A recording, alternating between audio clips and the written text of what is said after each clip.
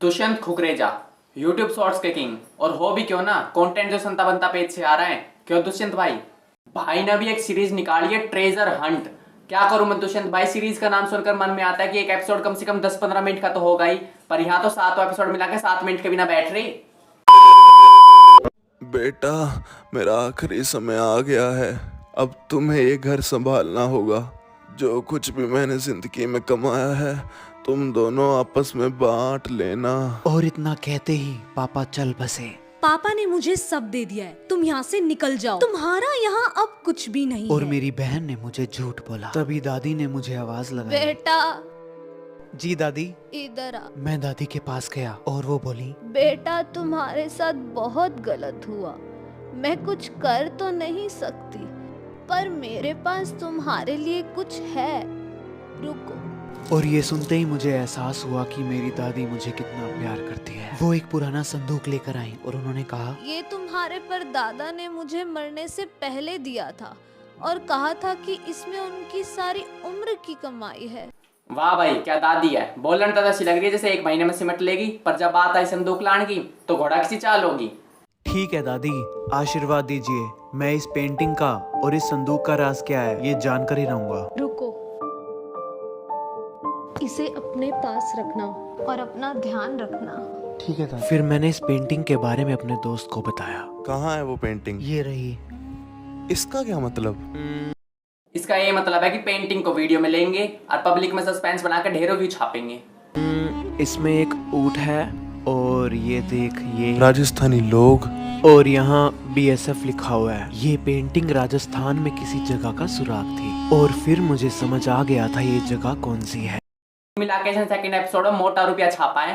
Brezza भी तो लेनी है, जैसलमेर न जाना है। खजाने की तलाश में हम पहुंच गए जैसलमेर, जहाँ पर तापमान 50 डिग्री सेल्सियस था। यहाँ तो मीलों दूर तक कुछ है ही नहीं, सारा इलाका ही उजड़ गया। और फिर मुझे एक घर दिखाई दिया। वो घर दिख रहा है? हाँ। उसका एड्रेस देखियो क्या है। 1221। भाई वो संदूक लेकर आना।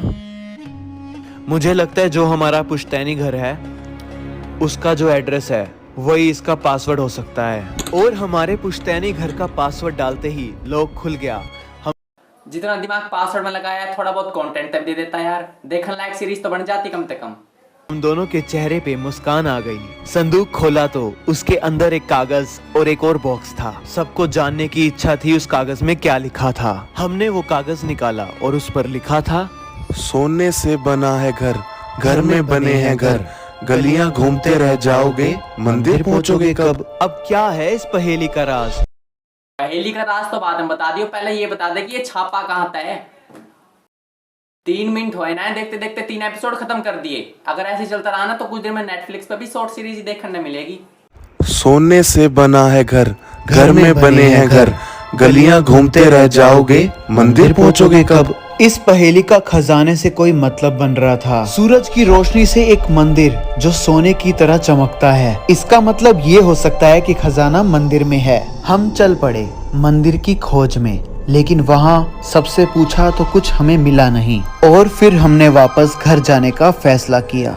1 मिनट से कम का भी इसका एपिसोड है, उसमें पहले 10 सेकंड में रिकैप दिखा दे, लास्ट के 5 सेकंड में चैनल सब्सक्राइब कर दो। 15 मिनट तो यही खराब हो गए। ऐसा तो वेब सीरीज 5 मिनट की भी ना बैठेगी। हम सब निराश हो गए। इतनी दूर आने के बावजूद हमें कुछ नहीं मिला। लेकिन जब मैंने पेंटिंग में ध्यान से देखा तो वहाँ भगत सिंह लिखा था। और भगत सिंह की तस्वीर मैंने मंदिर के बाहर भी देखी थी। लो, BS लिखा है तो सीधा भगत सिंह। वाह, क्या लॉजिक लगाया है। अब खजाने की तलाश में हम सैम सैंड ड्यून्स पहुंच गए। ये सफर का आखिरी पड़ाव था, हमें ये पार करना ही था। और आखिरकार हमें जमीन पे वो निशान मिल गया जिसके नीचे खजाना था। सही है भाई, सही उल्लू काट रहा है लोगों का।